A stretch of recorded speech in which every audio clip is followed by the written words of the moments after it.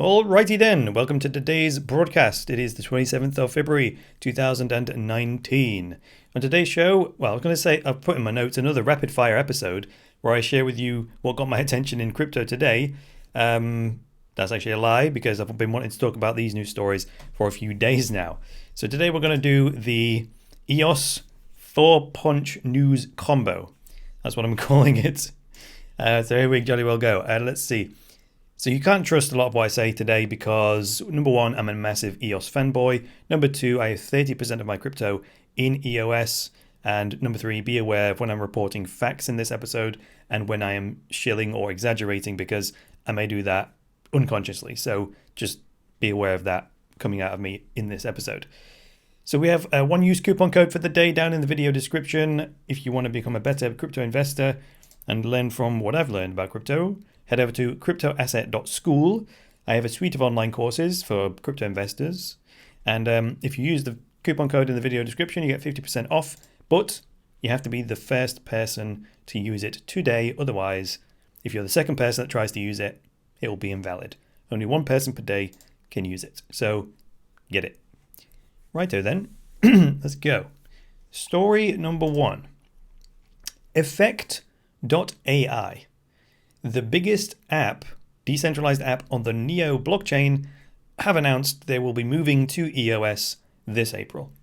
This is straight from the horse's mouth on their own Medium blog. So it says here, effect.ai is developing a decentralized network for artificial intelligence and AI-related services on the blockchain.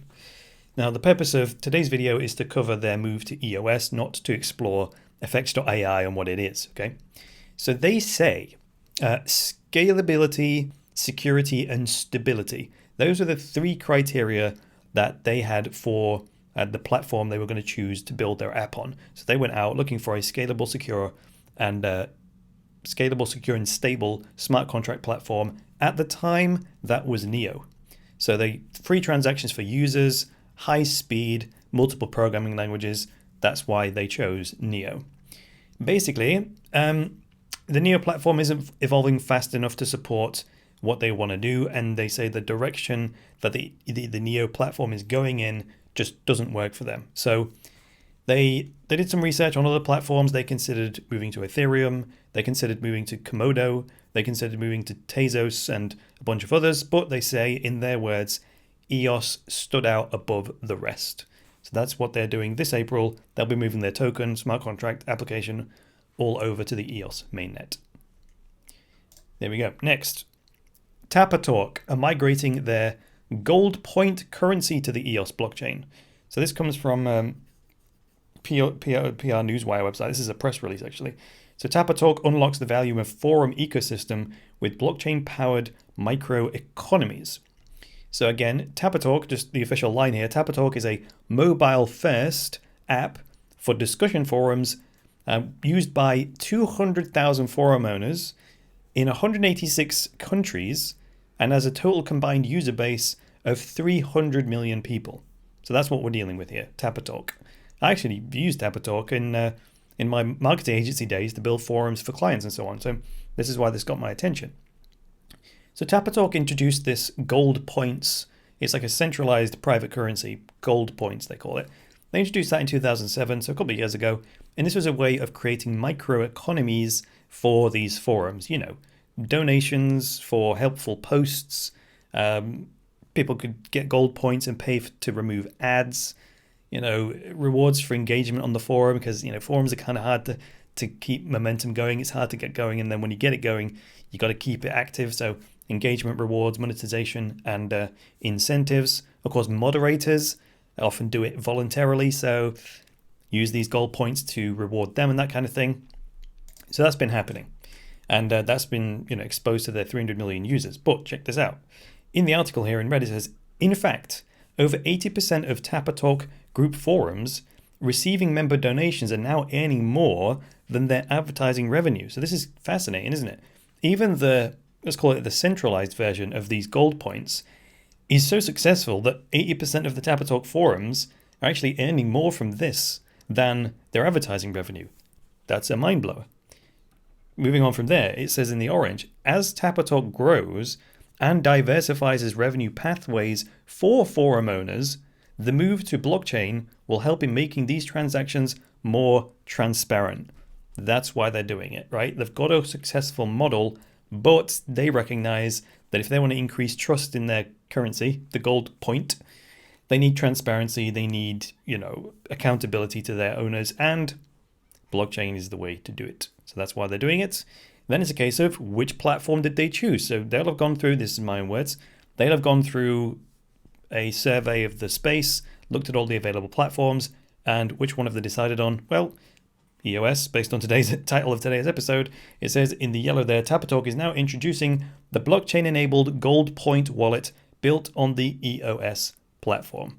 So there we go. Another major existing successful web-based company business with 300 million users worldwide has chosen the EOS platform for their token economy.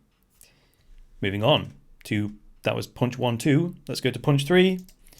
Let's see what we got. EOS, the Transit API now supports native ledger signing. So that's double Dutch probably, but I'll explain what that means.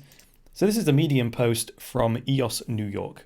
Powered by Transit API, now supporting native ledger signing. So basically that means that you can now log into EOS-based applications and sign transactions directly from your ledger in the web browser, rather than having like an extra bit of software in the middle, like Scatter, for example. That's how we've been doing it up until now. You have your private key on the ledger interfaces with Scatter, and then Scatter interfaces with the web browser, which interfaces with the app. So there's a lot of middlemen there, right? So this, for apps that support the Transit API who choose to, all this will mean is you just plug in your Ledger Nano S with your EOS account on it, navigate to an application with your web browser, and log in, right? And you can just authorize everything on your ledger. And then whenever you do something in the app, you just click the confirm button on your ledger. That's it. It's a direct, so it cuts out that middle bit of software. You can still benefit from using Scatter, of course. The point is that you no longer have to. It's no longer a necessity. And that's choice, and that's good. So removing the number of components in the system greatly simplifies the user experience. And this is where EOS adoption is kicking some ass. So hardware security is so much easier for, let's call them technophobes, right? Compared to passwords. So think about it. All you need is your physical ledger device, right? It's much easier for people to hold something and say, right, this is my security, and then have a short pin, and that's all they have to remember. Not messing about with EOS account names and blah, blah, blah. Think anyone can deal with a physical item and a pin. I mean, that's what we do with our phones, isn't it? It's a physical item and you have a pin or a flipping thumbprint. So I think anyone can deal with that. It's the same model that credit cards use, right? You have a physical item, which is a plastic card, and then you have a PIN number that activates it or that unlocks it and allows you to spend from it. It's the exact same model. Instead of a credit card, you have this little USB device called a Ledger Nano S or an X, and you have a PIN number to unlock it. So it's exactly the same mental model to interact with these applications. No messing about with usernames, passwords, blah, blah, blah. So it's actually better than the Web 2.0 version of putting in usernames and passwords and having to remember it all. It's just a physical device and a PIN, and you can do your online stuff way more securely than you ever could before. And now we're on the blockchain. So that's punch number 3. Right, punch number 4 is Eos Phenix. I'm going to make use of Websockets. Again, this is coming directly from the Medium blog of Eos Phenix, or Bitfinex rather.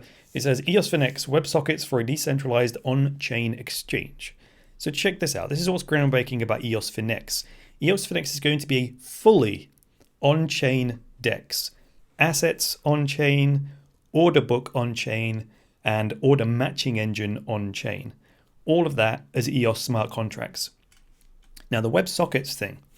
WebSockets are a web standard, which is good. It means it's recognized across the web as a standard. And that will give Eos Phenix very low latency, which is critical if you're going to trade. Like exchanges have to give their users the ability to react to fast-moving markets, and you don't want lag, right? And HTTP is fine. It's not as quick as WebSockets because you can just interface with a third-party services directly. So this will drop the latency dramatically and make it feel much more like a centralized exchange, right? in terms of speed. So latency is one of the big criticisms of decentralized exchanges, and this kind of will bring it right up to scratch with the performance of centralized exchanges. Now, the thing about the order book being on chain, this is fascinating to me, because assets will stay in your EOS account until your order is matched with someone else. But not only that, the order book is on chain. This is fascinating.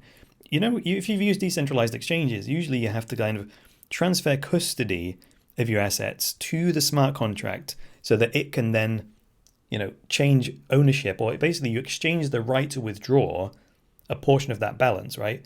And then once you've done the exchange, you get the right to withdraw the asset that you traded your Ethereum for, say.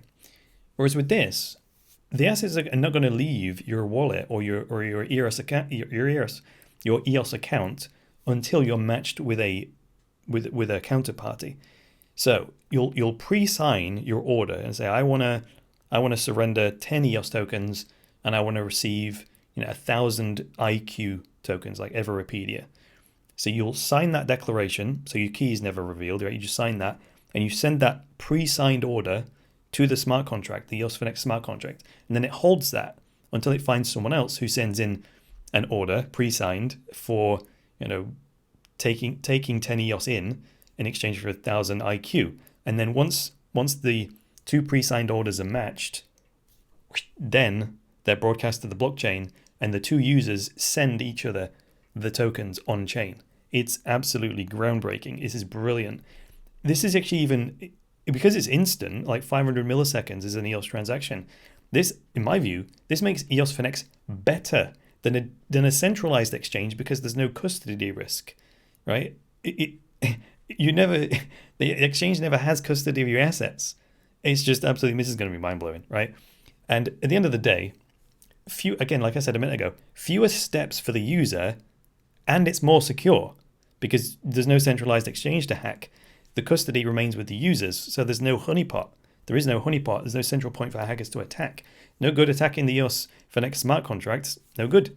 All you're going to get is a bunch of pre-signed orders, which you can't do anything with. So more secure and fewer steps for the user. I think this is going to make EOS Phenix, a decentralized exchange experience, is actually better than a centralized exchange experience. So that's a first for me. But basically, that's all I've got for you today. So if you like this episode, go ahead, hit the like button. If you really, really, really like to, hit the old subscribe button. Click the bell earlier, because people are complaining they're not getting access to all my videos. And also remember, someone used the coupon code if you want to invest in the world's #1 asset, which is your own education. Your education is an asset that pays dividends for life and only ever increases in value. So you should be investing in that more than you're investing in your actual assets. There's a coupon code down in the video description for one person today to get 50% off their monthly tuition. Only one person can use it per day. If you enter it and it says invalid coupon code, someone has already used it. The other way you can support me is by going over to thecryptoverse.show, clicking on the blue button, support the show, and you can go over to Patreon, where you can become a supporter and get a bunch of bonuses, including cryptocurrency rewards. So right now, 65 patrons are pledging $409 a month. Yesterday, I added this new little trailer video that explains exactly how, by being a supporter of mine on Patreon, you will get a return on investment. So I'm not just asking you for money for nothing. I have an incentive model and a return on investment model. Watch that 4-minute video. It will explain to you how, as a supporter of mine, the money you pledge as support will give you a return on investment. So there we go. That's all I've got for you today. I'll be back with the next episode of the Cryptoverse. So until then, it's me, Chris Coney, saying bye for now.